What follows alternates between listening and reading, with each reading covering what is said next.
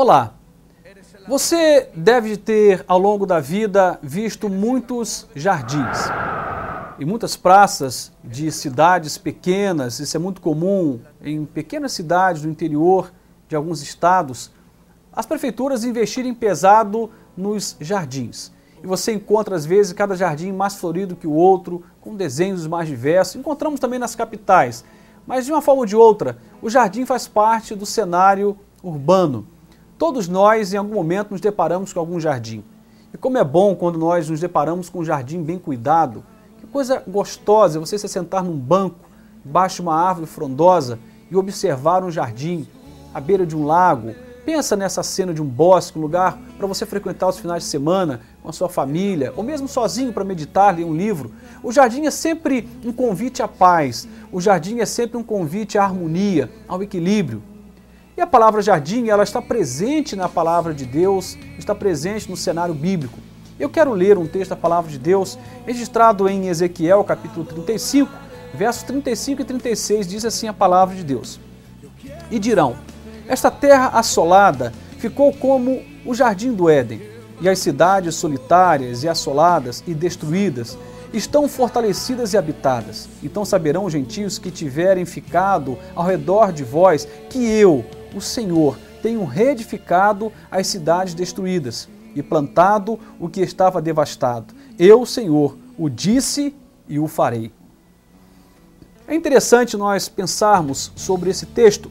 É um texto profético que fala da reedificação de Deus. É óbvio que está falando aqui de cidades destruídas e até dentro desse contexto, pensando em Jerusalém, que fora destruída e depois fora reedificada na época de Esdras, Neemias, Zorobabel e etc. No entanto, podemos pensar a partir também da nossa vida. Vez ou outra, a nossa vida ela é assolada, como diz o texto. No entanto, a Bíblia diz claramente para nós que o desejo de Deus é que a terra assolada se transforme novamente no jardim do Éden. Olha que coisa interessante, olhando para as Escrituras, no livro de Gênesis, no capítulo 3, verso 8, a Bíblia diz o seguinte, e ouviram a voz do Senhor Deus, que passeava no jardim pela viração do dia, e esconderam-se Adão e sua mulher da presença do Senhor Deus entre as árvores do jardim.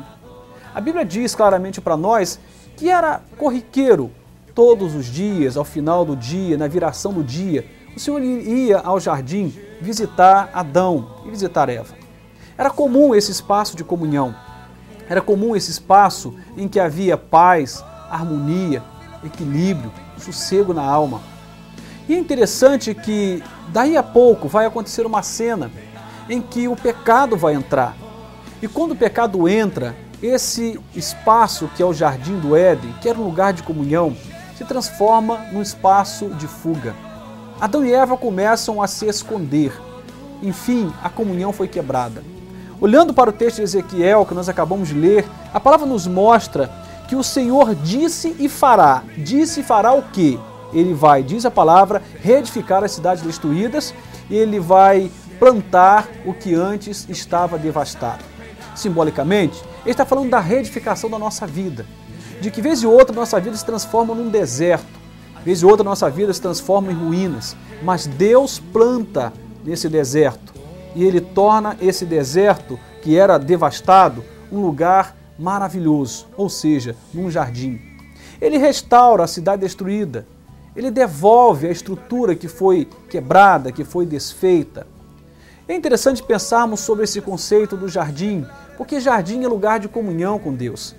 Na sua origem, jardim era lugar de perfeita comunhão com Deus. E essa comunhão fora quebrada pelo pecado. No entanto, a Bíblia diz que Jesus é a ponte, que Ele reconciliou consigo mesmo todas as coisas, que Ele nos reconciliou com o Pai e que Ele também nos deu possibilidade de reconciliação entre nós. O jardim do Éden é um princípio em Deus, que é o princípio da harmonia, da paz, que é o princípio da comunhão com o Criador, com a comunhão com o Senhor. E quando nós olhamos para esse princípio, o que vamos encontrar é que em muitos momentos, por causa do pecado que nos habita, isso foi tudo quebrado e o que temos é um jardim para fugir. Olha, quando nós começamos a fugir de Deus, perdemos e perdemos muito. Adão e Eva, porque fugiram de Deus, tiveram logo depois uma tragédia na sua casa. Caim mata Abel, um assassinato em família. E vamos começar a ver muitas marcas ao longo da história da humanidade, muitas marcas, registros bíblicos que mostram a devastação, a desolação, o estado de deserto que é estabelecido, né, no percurso da humanidade pela falta de comunhão com Deus. Você pode restaurar esse jardim.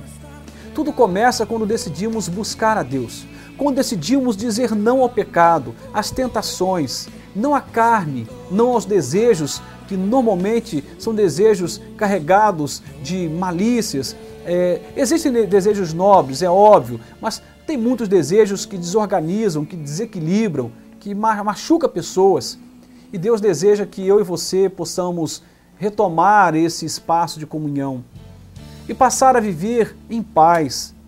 É preciso buscar a Deus, é preciso clamar a Deus, é preciso estar na presença de Deus para que essa vida que vez e outra se transforma num deserto ou como uma cidade destruída possa ter de volta as plantas, ou seja, ser um lugar bonito de se ver e habitável.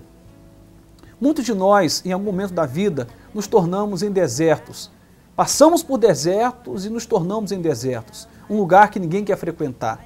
Já viu uma pessoa amargurada, uma pessoa chateada, mal-humorada, ninguém quer frequentar a presença dessa pessoa. Ela se transforma num deserto, ela está no deserto e se transforma no deserto. Mas quando nós recuperamos o princípio do jardim, em outras palavras, quando recuperamos a comunhão com Deus, a presença de Deus, somos pessoas que rompem com esses desertos e nos tornamos pessoas fáceis de conviver e facilmente um espaço para que o outro frequente. Em outras palavras, podemos manter e ter contato com pessoas e será um prazer para os outros e para nós esses contatos.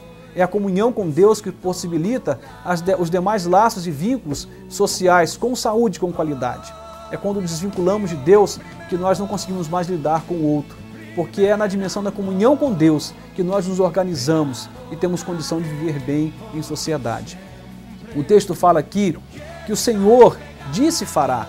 É desejo de Deus, é compreensão de Deus e é um alvo de Deus na nossa vida que esse jardim seja restaurado. Que não seja mais um lugar de fuga, mas um lugar de comunhão. Você que tem fugido de Deus, você que tem fugido de si mesmo, você que tem fugido das pessoas, você que decidiu viver em fuga, para com isso, volte-se para Deus, reconheça os seus pecados, confesse os seus pecados, deixe os seus pecados, volte-se para Deus e se permita restaurar esse espaço de comunhão. Deus visitava Adão, Deus visitava Eva, mas a Bíblia diz que o pecado faz separação entre nós e nosso Deus, de modo que mesmo que Ele queira nos ouvir ou nos abençoar, Ele não pode, porque Ele é santo na sua essência, na sua natureza, e Ele não pode chegar até nós enquanto o pecado está instalado, enquanto somos escravos do pecado. E se há uma oração que Deus pode ouvir nesse momento, é de arrependimento. Mas quando nós viramos as costas para o pecado, quando rejeitamos o pecado, quando rejeitamos o mal, as tentações, e começamos a focar em Deus, então as bênçãos de Deus vêm sobre nós. Deus começa a nos ouvir, a nos atender, a nos abençoar. É natural, porque na santidade Deus opera. No pecado Deus se afasta, porque não é da natureza de Deus a comunhão com o pecado. Restaure esse jardim, volte-se para Deus, para de fugir, esteja diante de Deus com uma vida que o agrada. Se você puder, busque uma igreja, busque um irmão, alguém que é de Deus, que é de oração, que deseja o mesmo que você está desejando e comece a caminhar nessa direção.